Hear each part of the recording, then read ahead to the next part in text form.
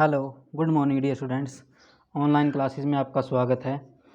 Next जो हमारा topic है वो है इन्फ्लेशन, मुद्रास्फीति, meaning, types, causes, effect and remedial measures. Inflation का अर्थ क्या है, इसके प्रकार कितने प्रकार का होता है, क्या कारण है मुद्रास्फीति के, और मुद्रास्फीति का क्या प्रभाव पड़ता है, और इसको रोकने के लिए, मुद्रास्फीति को रोकने के लिए या उसको कम करने के लिए क्या क्या उपाय किए जा सकते हैं। तो सबसे पहले हम देखते हैं व्हाट इज़ इन्फ्लेशन, मुद्रास्फीति क्या है। शब्दकोश के अनुसार अंग्रेजी भाषा में इन्फ्लेशन शब्द का अर्थ है फैलाव, इनके सेपरेट होना या उसमें इंक्रीजिंग वृद्धि होना। जिस प्रकार से हम देखते हैं फुटबॉल की ब्लेडर में हवा भरी जाती है, जिस प्रकार से फुटबॉल के ब्लेडर में हवा भरी जाती है अर्थात वह क्या हो जाता है, सेपरेट हो जाता है, फैल जाता है। तो इस प्रकार कीमत स्तर के संबंध में इन्फ्लेशन का अर्थ है कीमतों में होने वाली निरंतर वृद्धि। इसी प्रकार से जो आपका कीमत जो स्तर है उसके संबंध में इन्फ्लेशन का अर्थ है कीमतों में होने वाली कॉन्टिन्यूसली इंक्रीजिंग यानी कि वृद्धि। सामान्य कीमत स्तर में होने वाली निरंतर वृद्धि को मुद्रास्फीति कहा जाता है। यानी कि जो जर्नल प्राइसेस होते हैं उनमें जो जब भी निरंतर वृद्धि होती है, कॉन्टिन्यूसली जब जर्नल प्राइस इंक्रीज होते हैं तो उसको हम क्या कहते हैं, इन्फ्लेशन कहते हैं। तो जैसे इसकी डेफिनेशन के अंदर हम देखते हैं, डेफिनेशन सैपिरो के अकॉर्डिंग अलग अलग जो डेफिनेशन है वो अलग अलग जो इकोनॉमिस्ट उन्होंने अलग अलग प्रकार से दे रखी है। आप कोई भी एक डेफिनेशन कर लेना। जैसे इसके अंदर सैपिरो के अकॉर्डिंग मुद्रास्फीति सामान्य कीमत स्तर में होने वाली निरंतर और अत्यधिक वृद्धि है। Inflation is this simply A present at appreciable rise in the journal price level. फिर नेक्स्ट इसके अंदर हम देखते हैं केंजियन व्यू ऑफ इन्फ्लेशन, मुद्रास्फीति संबंधी केंज का दृष्टिकोण क्या है। केंज ने मुद्रास्फीति को दो प्रकार से डिवाइड किया। मुख्य रूप से जो आपकी केंज ने मुद्रास्फीति की धारणा की व्याख्या रोजगार के आधार पर की है, एम्प्लॉयमेंट के आधार पर की है। उसने इसको टू पार्ट्स में डिवाइड किया है। सबसे पहले तो उसने एक तो होता है सेमी इन्फ्लेशन, अर्ध मुद्रास्फीति, और एक होता है आपका ओपन या फुल इन्फ्लेशन, खुली या पूर्ण मुद्रास्फीति। तो सबसे पहले हम देखते हैं सेमी इन्फ्लेशन क्या होता है। पूर्ण रोजगार से पूर्व मुद्रा की मात्रा में वृद्धि होने से रोजगार और उत्पादन क्या होता है, इंक्रीज होते हैं। में भी क्या होती है, जब पूर्ण रोजगार से पूर्व जब मुद्रा की मात्रा में वृद्धि होती है तो उससे रोजगार भी बढ़ता है और आपका उत्पादन भी क्या होता है, इंक्रीज होता है। इसके फलस्वरूप कीमतों में क्या होती है, कीमतों में वृद्धि मुद्रा की मात्रा में हुई वृद्धि के अनुपात में नहीं होती। यानी कि जब हम देखते हैं जो कीमतों में जो वृद्धि होती है वो मुद्रा की मात्रा में हुई वृद्धि के अनुपात में नहीं होती। पूर्ण रोजगार स्तर से पूर्व कीमत स्तर में होने वाली वृद्धि को केंद्र ने अर्ध मुद्रास्फीति कहा है। यानी कि जब पूर्ण रोजगार स्तर से पूर्व कीमत स्तर में होने वाली वृद्धि को केंद्र ने क्या कहा, अर्ध मुद्रास्फीति कहा है। यह मुद्रास्फीति मुख्य रूप से उत्पादन के साधनों की गतिशीलता में अड़चन के कारण उत्पन्न होती है। यानी कि जो उत्पादन के जो साधनों के अंदर साधनों की जो मोबिलिटी के अंदर जो बोटलनेक जो आ जाता है उसके कारण जो ये मुद्रास्फीति है वो उत्पन्न होती है।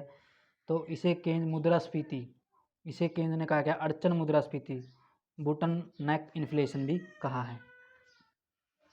नेक्स्ट इसके अंदर जो केंद्र ने जो सेकंड इसका बताया वो आपका है फुल या ओपन इन्फ्लेशन, खुली या पूर्ण मुद्रास्फीति।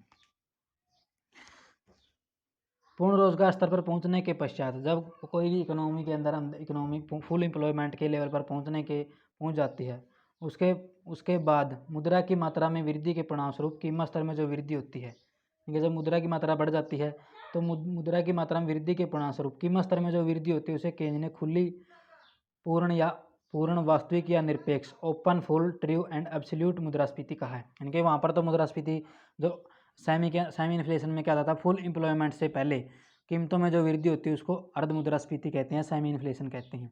और यहाँ पर क्या होता है, फुल एम्प्लॉयमेंट पर पहुँचने के बाद जब मुद्रा की जो मात्रा होती है उसमें वृद्धि होने के फलस्वरूप कीमतों में जो वृद्धि होती है केंद्र ने उसे कहा क्या है, ओपन इन्फ्लेशन कहा है। इसका कारण यह है कि प्रभावपूर्ण मांग बढ़ने पर भी वस्तुओं के उत्पादन में वृद्धि होना संभव नहीं होता। यानी कि फुल एम्प्लॉयमेंट के बाद जो वस्तुओं का प्रोडक्शन है वो क्या है, इंक्रीज नहीं होता, क्योंकि उत्पादन के जो साधन होते हैं सभी साधन काम पर लगे होते हैं। डिलर्ड के अकॉर्डिंग वास्तविक मुद्रास्फीति तब होती है जब वर्तमान कीमतों के आधार पर पूर्ण रोजगार की अवस्था में उपभोक्ता पूंजीगत वस्तुओं के लिए प्रभावपूर्ण मांग कुल उत्पादन के मूल्य से बढ़ जाती है।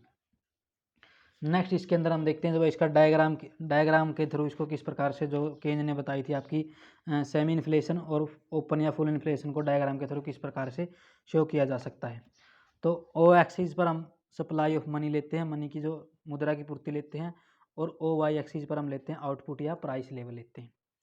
तो जो ये आपका ओ क्यू जो वक्र है, ओ क्यू जो वक्र है वो आपका उत्पादन वक्र है। उत्पादन वक्र ओ क्यू के ई बिंदु पर, ई पॉइंट पर जब हम देखते हैं यहाँ पर ई पॉइंट पर पूर्ण रोजगार उत्पादन ई एफ पर कट हो रहा है। ई पॉइंट पर जो फुल एम्प्लॉयमेंट है वो आपका ई एफ है, ई एफ है। फुल एम्प्लॉयमेंट लेवल यहाँ पर है ई क्यू का वक्र पर।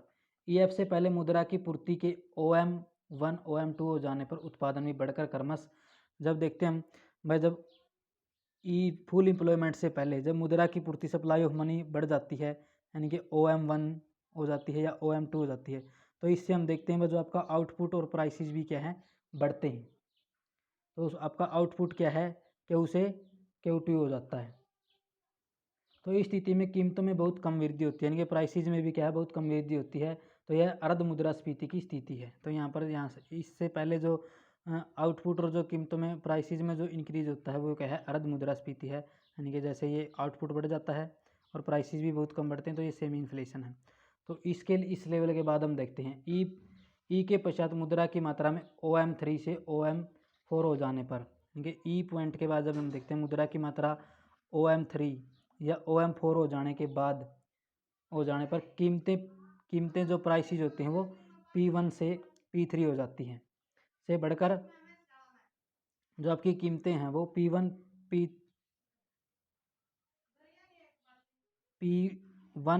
या P1 M3 से बढ़कर P2 M4 हो गई। इस स्थिति में पूर्ण रोजगार होने के कारण क्योंकि उत्पादन रेखा XX के समांतर हो गई, यानी कि जो आपकी फुल एम्प्लॉयमेंट लेवल है उसके बाद जो आपकी जो आपकी उत्पादन लाइन है वो इसके क्या होगी, पैरेलल हो जाती है QX के। इससे सिद्ध होता है कि मुद्रा की पूर्ति बढ़ने पर उत्पादन में कोई वृद्धि नहीं होगी। कीमत रेखा EN, जो प्राइस रेखा EN है वो पूर्ण मुद्रास्फीति को प्रकट कर रही है।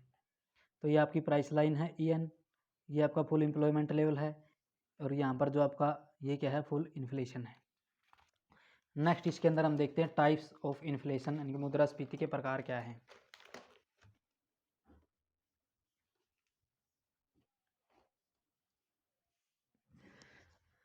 तो सबसे पहले मुद्रास्फीति कई प्रकार की होती है। इसका जो क्लासिफिकेशन है वो हम निम्नलिखित प्रकार से कर सकते हैं। सबसे पहले हम देखते हैं on the basis of degree of government control, सरकारी नियंत्रण की मात्रा के आधार पर। तो इसको भी हम दो पार्ट में डिवाइड कर सकते हैं। जैसे आपका इसमें हम देखते हैं ओपन इन्फ्लेशन और सेपरेट इन्फ्लेशन। ओपन इन्फ्लेशन या खुली मुद्रास्फीति। खुली मुद्रास्फीति वह स्थिति है जिसमें कीमतों में होने वाली वृद्धि को नियंत्रित करने के लिए कोई भी उपाय नहीं किए जा सकते, यानी कि सरकार के द्वारा मुद्रास्फीति को रोकने के लिए कोई भी उपाय नहीं किए जाते। मिल्टन फ्रीडमैन के अकॉर्डिंग खुली मुद्रास्फीति वह प्रक्रिया है जिसमें कीमतों को बिना सरकारी नियंत्रणों के, बिना गवर्नमेंट कंट्रोल के या इसी प्रकार की तकनीकों को बढ़ने दिया जाता है। कीमतों को बिना गवर्नमेंट कंट्रोल के क्या है, उनको बढ़ने दिया जाता है। इस स्थिति में कीमतों में मांग और पूर्ति के अनुसार वृद्धि होती है। खुली मुद्रास्फीति में कीमत से अंतर, प्राइस मैकेनिज्म, वस्तुओं के वितरण का कार्य करता है। इसका अभिप्राय है कि जिन लोगों के पास अधिक धन होता है वह अधिक वस्तुएं प्राप्त करते हैं। जर्मनी में जिस प्रकार से प्रथम महायुद्ध के पश्चात होने वाली मुद्रास्फीति खुली मुद्रास्फीति का महत्वपूर्ण उदाहरण है। नेक्स्ट इसके अंदर आता है आपका सेपर्ड इन्फ्लेशन या दबी मुद्रास्फीति। जब बढ़ती हुई कीमतों को प्रशासनिक दबाव उपाय जैसे राशनिंग है, प्राइस कंट्रोल है इत्यादि के द्वारा सेपर्ड किया कर दिया जाता है, दबा दिया जाता है, सरकार दबा देती है, अर्थात कीमतों को बढ़ने नहीं देती, तो इसे सेपर्ड इन्फ्लेशन कहते हैं। यह उसी प्रकार है जैसे किसी गुब्बारे को फूलने तो दिया जाता है परंतु उसे फटने नहीं दिया जाता। जब यह फट जाता है तो एक प्रकार से क्या होता है, धमाका होता है। तो दबी हुई मुद्रास्फीति वह स्फीति है जिसमें वर्तमान समय में कीमतों में होने वाली वृद्धि को सरकार ने दबा दिया, सेपर्ड कर दिया, परंतु भविष्य में जैसे ही गवर्नमेंट जो कंट्रोल है वो समाप्त हो जाएंगे तो कीमतें तेजी से क्या होगी, राइज होने लगती हैं। नेक्स्ट इसके अंदर हम देखते हैं on the basis of time, time के अकॉर्डिंग, समय के आधार पर। सबसे पहले इसमें वार टाइम इन्फ्लेशन है। तो युद्ध के खर्चों को पूरा करने के लिए सरकार मुद्रा की पूर्ति में बहुत अधिक वृद्धि कर देती है। इनके जब वार का टाइम होता है तो युद्ध के जो खर्चे होते हैं, एक्सपेंडिचर होता है वार पर, उसको पूरा करने के लिए गवर्नमेंट क्या कर देती है, मुद्रा की पूर्ति में बहुत अधिक वृद्धि कर देती है। उत्पादन का अधिकतम भाग सरकार स्वयं खरीद लेती है। तो इस प्रकार आम जनता के उपभोग के लिए बहुत कम वस्तुएं उपलब्ध हो जाती हैं। तो इसके फलस्वरूप कीमतें क्या बढ़नी स्टार्ट हो जाती है। इस कारण युद्ध के समय जो मुद्रास्फीति होती है उसे युद्धकालीन मुद्रास्फीति कहते हैं।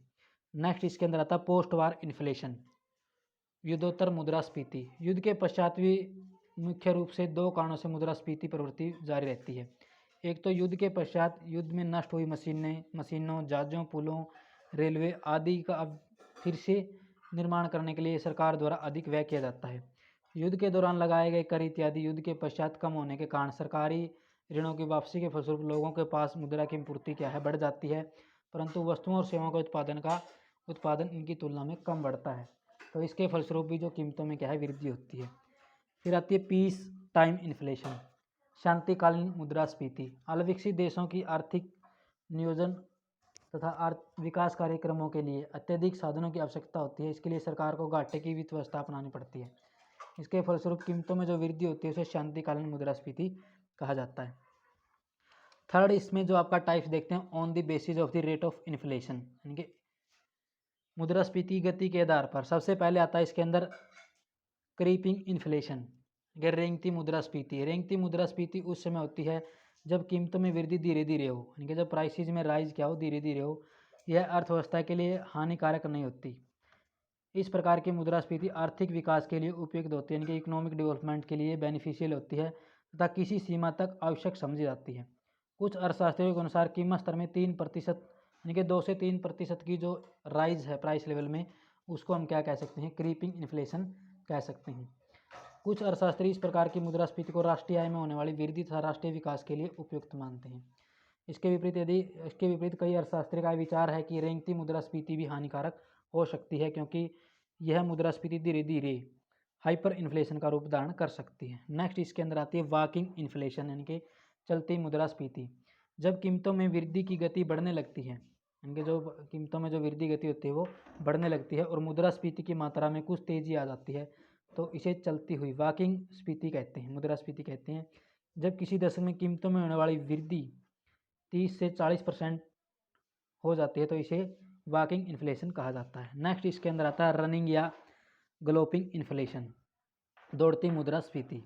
जब कीमतों में वृद्धि गति अत्यधिक बहुत ही तीव्र हो जाती है, यानी कि बहुत ज़्यादा तेज़ हो जाती है और थोड़े ही समय में कीमतों के अंदर अपर्याप्त मात्रा में वृद्धि हो जाती है, तो उसे दौड़ती हुई मुद्रास्फीति कहते हैं। रनिंग और गलोपिंग इन्फ्लेशन कहा जाता है। इस अवस्था में मुद्रास्फीति के बढ़ने की दर 80 से 100% प्रति दशक यानी कि हो सकती है। इस मुद्रास्फीति का समाज के मध्यम वर्ग और जो आपकी पुअर जो क्लास होती है उस पर बहुत ही बैड इफेक्ट पड़ता है। इस स्थिति में बचत पर भी क्या पड़ता है, बैड इफेक्ट पड़ता है।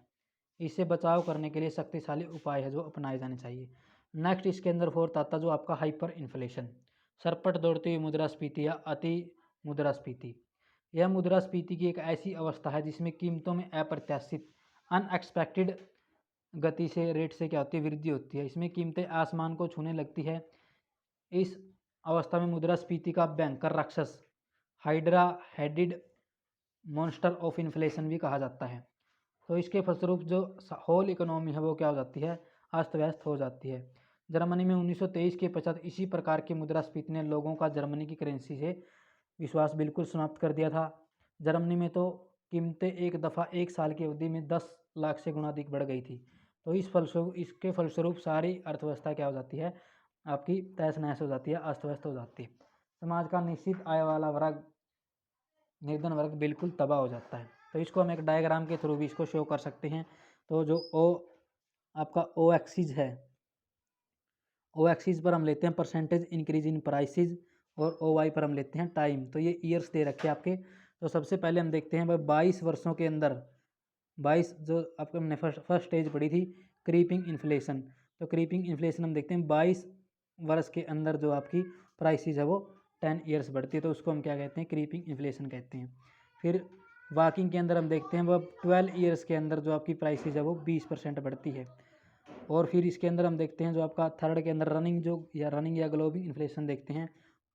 4 ईयर्स के अंदर जो आपकी प्राइसेज है वो क्या है, 100% बढ़ जाती है। और जो आपका हाइपर इन्फ्लेशन है, ये आपका हाइपर इन्फ्लेशन है, ये दोनों सेम ही है, रनिंग और आपका ग्लोपिंग, और ये है आपका हाइपर इन्फ्लेशन।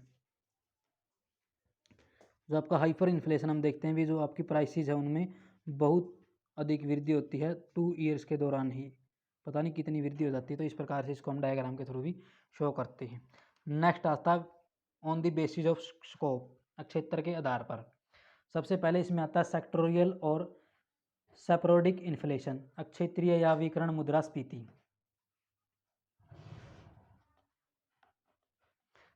तो इसमें सबसे पहले हम देखते हैं जब सेक्टोरियल या स्पोरेडिक इन्फ्लेशन के अंदर जब मुद्रास्फीति का प्रभाव देश के किसी एक भाग में या किन्हीं एक या दो प्रकार की वस्तुओं जैसे दाल, पेट्रोल इत्यादि पर हो तो इसे सेक्टोरियल या सेपरोडिक इन्फ्लेशन कहा जाता है। यानी कि देश के अंदर किसी भी एक भाग के अंदर या कुछ वस्तुओं पर इन्फ्लेशन का इफेक्ट हो उसको हम क्या कहते हैं, सेक्टोरियल या सेपरोडिक इन्फ्लेशन कहते हैं। फिर इसके अंदर आता नेक्स्ट, इसके अंदर है कंप्रीहेंसिव इन्फ्लेशन। मुद्रास्फीति का प्रभाव जब केवल एक क्षेत्र में कुछ वस्तुओं पर न रहकर सारे देश, होल जो आपका कंट्री होता है उस पर पड़ता है इन्फ्लेशन का इफेक्ट, तो सभी वस्तुओं पर जो दिखाई दे उसको हम क्या कहते हैं, कॉम्प्रिहेंसिव इन्फ्लेशन कहते हैं। फिफ्थ, इसके अंदर हम देखते हैं on the basis of process of rise in price, कीमतों में वृद्धि की प्रक्रिया के आधार पर। तो सबसे पहले इसमें आता है आपका वेज इंड्यूस इन्फ्लेशन, मजदूरी प्रेरित मुद्रास्फीति। श्रमिकों के संगठन शक्तिशाली होने के कारण, यानी कि जो श्रम संगठन होते हैं, लेबर ऑर्गेनाइजेशन होते हैं, वे पावरफुल होने के कारण उनकी जो सौदे करने की जो कैपेसिटी होती है वो क्या है, बढ़ जाती है और श्रमिक अधिक मजदूरी की क्या करते हैं, मांग करते हैं। इसके फलस्वरूप जो कीमतें बढ़ती है उसको हम क्या कहते हैं, वेज इंड्यूस इन्फ्लेशन कहते हैं। नेक्स्ट इसके अंदर आता है आपका प्रॉफिट इंड्यूस और मार्कअप इन्फ्लेशन। लाभ प्रेरित या मार्कअप मुद्रास्फीति क्या होती है? विकसित देशों जैसे अमेरिका आदि में बड़ी बड़ी जो कंपनीज होती हैं अपनी वस्तुओं की कीमत निर्धारित करते समय जब वो गुड्स की प्राइस डिटरमाइन करती है तो उनकी लागत के ऊपर जो उनकी कॉस्ट है उनके ऊपर निश्चित प्रतिशत जो आपका डेफिनेट जो परसेंटेज है प्रॉफिट है उसको भी वो जोड़ देती है। तो इस क्रिया को हम क्या कहते हैं, मार्कअप कहा जाता है। ये कंपनीज मार्कअप को काफ़ी ऊंचा रखती है, इस फलस्वरूप वस्तुओं की कीमतें क्या बढ़ती है और इन्फ्लेशन क्या होता है, उत्पन्न होता है। इस प्रकार की मुद्रास्फीति को मार्कअप मुद्रास्फीति कहते हैं, इनके जो आपका मार्कअप इन्फ्लेशन भी कहते हैं। नेक्स्ट इसके अंदर आता है आपका डेफिसिट इंड्यूस इन्फ्लेशन। सरकार घाटे की वित्त व्यवस्था के फलस्वरूप जो मुद्रास्फीति होती है, यानी सरकार की घाटे की वित्त व्यवस्था के फलस्वरूप जो मुद्रास्फीति होती है उसे डेफिसिट इंड्यूस इन्फ्लेशन कहते हैं। यह स्थिति उस समय होती है जब घाटे की वित्त व्यवस्था के फलस्वरूप मुद्रा की जो सप्लाई वो बढ़ जाती है परंतु गुड्स और जो सर्विसेज की सप्लाई है वो उस अनुपात में नहीं बढ़ती। नेक्स्ट इसके अंदर आता है आपका स्टैगफ्लेशन 1970 के अंदर। गतिरोध मुद्रास्फीति 1970 के पश्चात संसार के विकसित देशों में एक नई प्रकार की स्थिति उत्पन्न हुई, यानी कि एक न्यू जो सिचुएशन है वो राइज हुई। एक और तो इन देशों में मांग कम होने के कारण उत्पादन कम हो रहा था, एक और तो जो डिमांड कम होने के कारण जो प्रोडक्शन है वो कम हो रहा था और जो आपका अनएम्प्लॉयमेंट है वो इंक्रीज हो रहा था। लेकिन दूसरी ओर कीमतों में तेज़ी से क्या हो रही थी, वृद्धि हो रही थी। तो साधारणतः मुद्रास्फीति की स्थिति में एक और कीमतें बढ़ती है। अगर साधारण मुद्रास्फीति देखें, जनरल इन्फ्लेशन देखें तो उसमें क्या होता है भाई, प्राइस इंक्रीज होते हैं तो दूसरी ओर एम्प्लॉयमेंट और रोजगार में क्या होती है, वृद्धि होती है। परंतु इस नई स्थिति में एक और कीमतें बढ़ रही थी, प्राइस लेवल क्या था, बढ़ रहा था, परंतु दूसरी ओर जो आपका उत्पादन, प्रोडक्शन और जो रोजगार है वो बढ़ नहीं रहे थे। इस प्रकार की मुद्रास्फीति हो जिसमें कीमतें बढ़ रही हो परंतु मांग क्या हो, कम हो तथा बेरोजगारी भी बढ़ रही हो, तो इसको हम क्या कहते हैं, स्टैगफ्लेशन कहा जाता है। सैमुअल्सन के अकॉर्डिंग गतिरोध मुद्रास्फीति एक ऐसी स्थिति है जहां मूल्यतः मजदूरी में वृद्धि होने पर भी अधिकतर व्यक्ति रोजगार पाने में असमर्थ होते हैं तथा फर्म में अपने कारखानों में उत्पन्न माल को बेचने में असमर्थ होती है। तो सैमुअल्सन के अकॉर्डिंग जो आपका स्टैगफ्लेशन है involves inflationary rise in the price and wage at the same time that people are unable to find job and firms are unable to find customer for what their plants can produce. तो इस प्रकार से ये आपके types of inflation से कितने प्रकार का जो आपका इन्फ्लेशन है वो होता है, तो ये 5 प्रकार का होता है। तो अलग अलग अपने ये देखिए।